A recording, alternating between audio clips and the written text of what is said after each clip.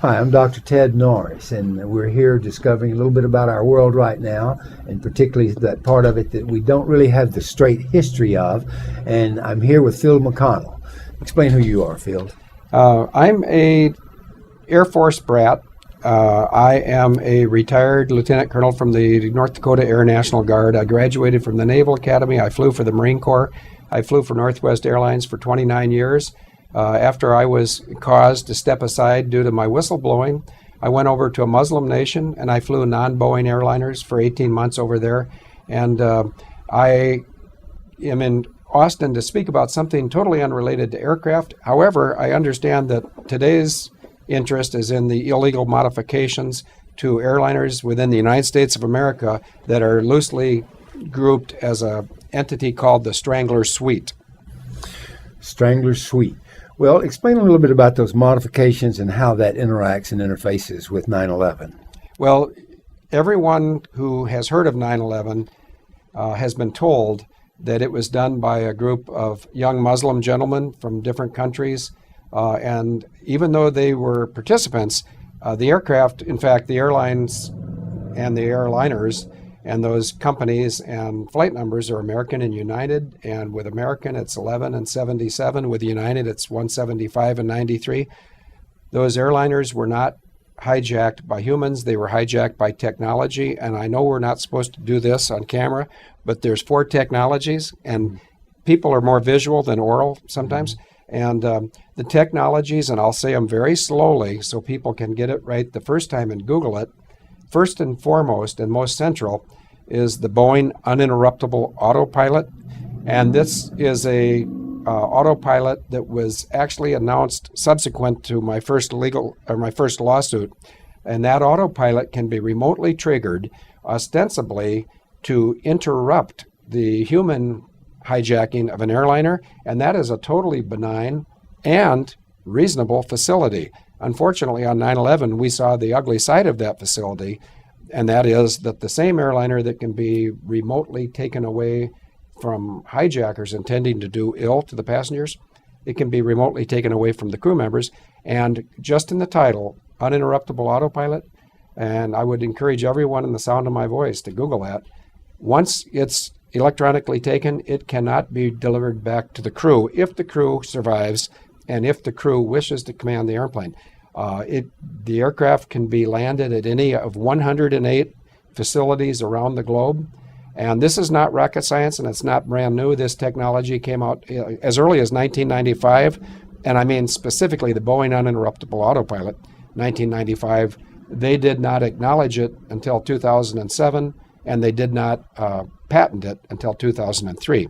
So we got the Boeing uninterruptible autopilot, got the QRS-11 gyro chip, and the QRS-11 gyro chip is a specific piece of hardware that's intended for Maverick missiles built by Raytheon Corporation, and they are supersonic missiles that attack things and kill them. Why they were put into Boeing airliners is a question for the Department of Justice, the FAA, and ALPA.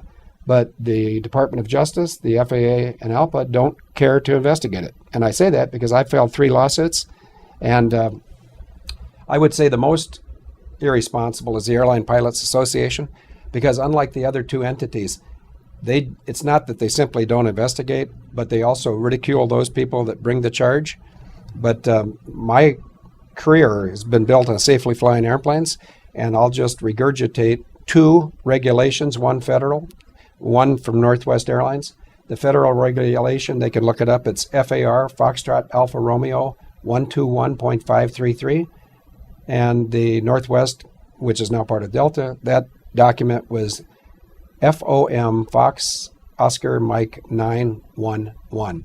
And I've addressed the Boeing uninterruptible autopilot, the Raytheon-produced BEI Corporation-built QRS-11 gyro chip, whose patent was managed by Rose Law Firm in Arkansas. The third piece of illegal modifications done to all 4 of the jets and all 4 of the drones used on 9/11 is smack-sonic insulation, which is a thermal, vibrational, and sound insulation put into the fuselages inside the fuselage of these airliners, ostensibly to make them quieter, less vibrational, and more comfortable. Unfortunately, Smacksonic Corporation, which has recently taken down some of their advertising for Smacksonic, it's 2 layers of polymer around some rocket fuel.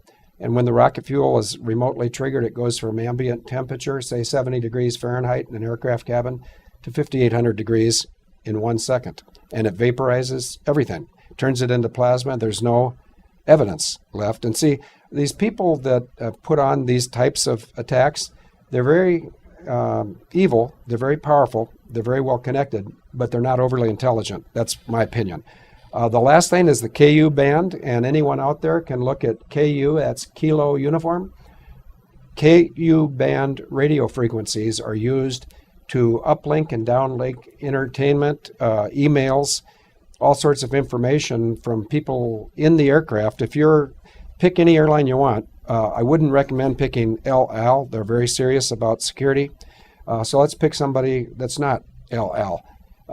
Lufthansa, one of the best airlines in the world, they're the ones that found the Boeing uninterruptible autopilot. If a Lufthansa airplane has a KU antenna on it, yes, you can use Hotmail, and yes, you can use your internet, but unfortunately, yes, they can send signals to the aircraft that if you're a private citizen trying to go on vacation or business across the Atlantic, you don't want KU band facilities. So there we have it, Boeing uninterruptible autopilot, QRS-11 gyro chip, Smacksonic insulation, and KU band. And if anybody wants to wrap it up and find it in one location, they can Google Civil Case 1:08-1600 parentheses Romeo Mike Charlie. I didn't quite understand the band, the KU band. It's a frequency, radio frequency band.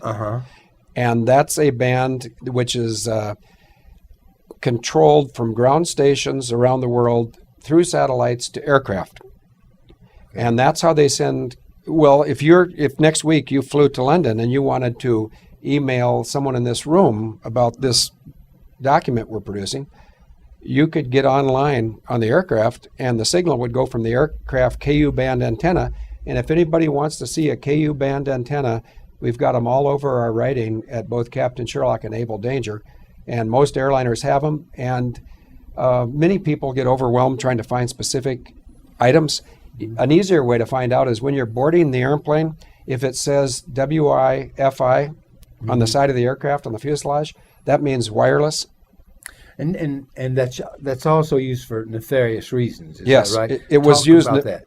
It was used for nefarious reasons on 9/11 when the airliners that were electronically hijacked by the people that we know, meaning we know, not he knows, but the people that electronically hijacked United 93, United 175, American 11, and American 77, they used KU band antennas and KU band transmissions to take those aircraft. In order to make the uninterruptible autopilot start and to do, to interface with the other 3 that you've talked about? Yes. It needs the KU band to do that. Yes, that's right. Okay, I see. I'm clear. Do you know of other instances that it's been used other than those times on the 9/11 8 planes? As a matter of fact, I do, and I thank you very much for asking me because that sort of slipped my mind. I shared this information on the 11th of December of 2006 with the North American Air Defense Command, which is at Peterson Field, or those environs. And I say it that way because at one point they were in Cheyenne Mountain. They have migrated through Peterson Field, Colorado. They have new facilities, and at least one of their new facilities is called Shriver Air Force Base in Colorado. They've got immense capability. They got immense capacity.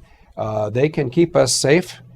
But when I communicated on the 11th of December with Admiral Tim Keating, who happens to be my Naval Academy Class of 71 classmate, I did not speak to him directly, but I spoke to his office, including an Air Force major and a Navy captain, and they did not take this ball and run with it.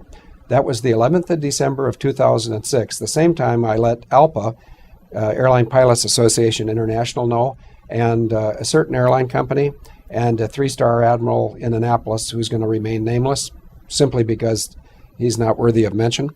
But when I mentioned this on the 11th of December, it may well have derailed something planned for shortly thereafter, but on the 1st of January of 07, which is exactly 20 or 21 days later, Adam Air, and that's spelled ADAMAIR, Adam Air Flight 574 was vaporized near Indonesia over the water. It was off course. It was over the deepest portion of the water. Everybody aboard was killed, and it was done consistent with my expressed warnings to the FBI. Another example. Do you have a suspicion about why that was done? I do, but I need some water for my voice, so could we pick that up in the next? Okay, we'll pick it up on the next episode. Thank you, Field McConnell. Tune right back. Thank you, Doctor. If you liked this video, we have hundreds of more alternative videos ranging from sexual health to psychology to mind control. So if you liked it, go ahead and click on me to enter the Psyche Truth channel.